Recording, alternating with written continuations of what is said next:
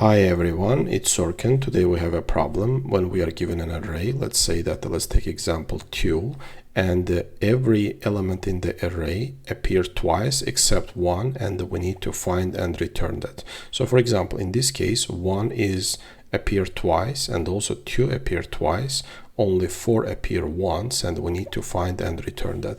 In this example 2 appear twice and 1 appear once, so we need to find and return that. So the most important requirement for this problem is that our algorithm should run with the linear time complexity, and we should use only constant extra space, so which means that we should not use any extra space.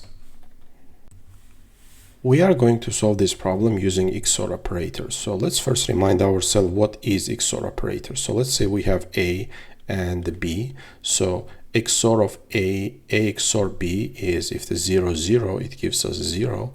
If it's a 0, 1, it gives us 1. 1, 0, it gives us 1.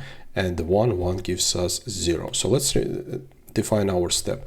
Our steps are that if the XOR of the number to itself, it's gonna give us 0, right? And for example, let's say that the 2 XOR of 2 are gonna give us, this statement is going to give us 0. The next one is that the number XOR of number to 0 gives us, in this case, it gives us the number of itself. So for example, 1 XOR to 0 will give us 1. So let's take this example that we have seen earlier, 2 to 1, right? And we are going to define one variable result, and let's go over our array. What we do in the first step. In the first step, what we do is we are XOR our result to 2, our first element, right? To 2. So our first element, so which gives us 2. So XOR 2, 0 to 2 gives us 2, so this is a binary representation, and the 0 to 0 gives us 0, 1 to 0 gives us 1, 0 to 0 gives us 0, and the 0 to 0 gives us 0. So now we are going to the next element. Now our result is equals to 2. So 2 of result, 2 XOR of 2 gives us 0. So for example, in this case, right, our result is equals to 2. 2 XOR of 2 gives us 0, right? The binary representation of 0.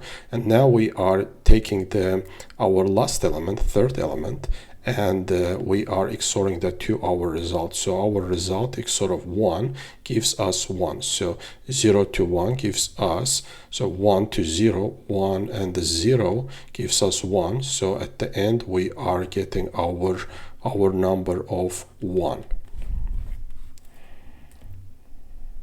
First thing that we do is we are creating a result, and then we are going over our array and we are taking the XOR of the result and whatever the number is. Let's say that we have this example, right? 2 to 1. So we are taking the first result is equals to 0. 0 of 0 XOR to 2 gives us 2. Then now our result is equals to 2. 2 XOR of 2, the number to itself will give us 0, and 0 to 1 will give us 1, which we are returning. By requirement, we should not use any extra space, so our space complexity is constant, it's 1, and our time complexity also by requirement should be n. We are going over our array only once, and our time complexity is of n.